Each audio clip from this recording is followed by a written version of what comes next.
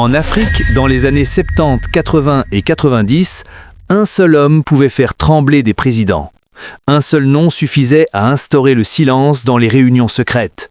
Cet homme, c'était Mobutu Sese Seko. Mais pourquoi un dirigeant africain inspirait-il autant de peur, même à ses pairs? Aujourd'hui, on lève le voile sur une vérité que beaucoup n'osaient pas dire. Mobutu n'était pas un président comme les autres. Il était l'allié stratégique de puissances mondiales comme les États-Unis et la CIA. Pendant la guerre froide, il jouait un rôle clé contre le communisme en Afrique. Il recevait armes, argent et soutien politique. Personne ne voulait s'opposer à lui par peur de représailles internationales. S'opposer à Mobutu, c'était risquer de s'opposer à l'Occident. Mobutu contrôlait l'un des pays les plus riches d'Afrique, le Zaïre, aujourd'hui République démocratique du Congo. Cuivre, diamants, or, il utilisait cette richesse pour acheter des alliances, influencer d'autres dirigeants et financer des opérations secrètes. Certains présidents dépendaient de lui financièrement. Et quand quelqu'un contrôle ton économie, il contrôle tes décisions. Mobutu savait tout, sur tout le monde. Grâce à ses services secrets, il espionnait ses opposants. Il surveillait même d'autres chefs d'État africains. Personne ne savait à qui faire confiance. Beaucoup craignaient que leurs secrets soient révélés. La peur n'était pas seulement politique, elle était personnelle. Mobutu ne pardonnait pas la trahison. Des opposants ont été emprisonnés, exilés ou pire. Après l'assassinat de Patricia Lumumba lors de la crise congolaise, le message était clair, le pouvoir de Mobutu était absolu. Et cela faisait réfléchir, même les dirigeants les plus courageux. Mobutu ne dirigeait pas seulement son pays, il influençait toute une région. Il intervenait dans des conflits africains, dans des décisions politiques d'autres pays et dans des alliances secrètes. Certains dirigeants africains cherchaient même son approbation avant de prendre des décisions importantes. Il était plus qu'un président, il était un faiseur de rois.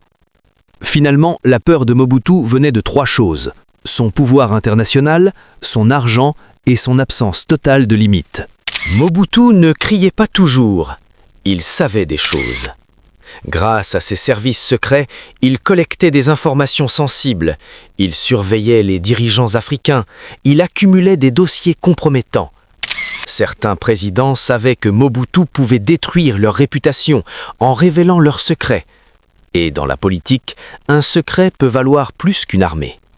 Le Zaïre, aujourd'hui la République démocratique du Congo, était extrêmement riche. Diamants, or, cuivre. Mobutu utilisait cette richesse pour financer certains régimes, soutenir ou affaiblir des dirigeants, acheter des loyautés. Mais derrière cette aide, il y avait souvent une pression invisible. Si tu refusais, l'argent disparaissait. Mobutu n'attaquait pas toujours directement, mais il pouvait soutenir des groupes armés, influencer des conflits régionaux, déstabiliser certains gouvernements. Dans une Afrique marquée par des tensions politiques, cela suffisait pour faire peur, car un simple soutien caché pouvait changer le destin d'un pays. Mobutu n'était pas seul, il était soutenu par des puissances comme les États-Unis pendant la guerre froide. Ce soutien lui donnait une protection internationale, une influence diplomatique, une forme d'immunité. Donc s'opposer à lui pouvait devenir très dangereux, car derrière Mobutu, il y avait plus grand que lui. Parfois, la peur ne vient pas des actes, mais de ce que les gens pensent que tu peux faire. Mobutu avait une réputation d'homme imprévisible, d'homme autoritaire, d'homme qui ne pardonne pas. Après des événements comme la crise congolaise et la mort de Patrice Lumumba, le message était clair. Le pouvoir de Mobutu avait des limites, mais elles étaient invisibles. Mobutu utilisait aussi la diplomatie comme une arme. Il pouvait influencer des votes internationaux, bloquer des décisions africaines, isoler certains dirigeants. Dans les réunions, un simple regard, un silence ou un refus pouvaient être interprétés comme une menace. Pour comprendre le pouvoir de Mobutu, il faut revenir à une époque où le monde était divisé en deux. D'un côté, les États-Unis, de l'autre, l'Union soviétique, et au milieu, l'Afrique. Mobutu devient alors un allié stratégique des Américains. Pourquoi? Il s'oppose au communisme. Il contrôle un pays riche en ressources. Il est prêt à défendre les intérêts occidentaux. Résultat, il devient indispensable. Mobutu n'était pas seul. Il bénéficiait du soutien de la CIA, des gouvernements occidentaux, de grandes entreprises internationales. En échange, il garantissait l'accès aux richesses du Zaïre, il maintenait la stabilité dans la région. Cela lui donnait une protection presque intouchable.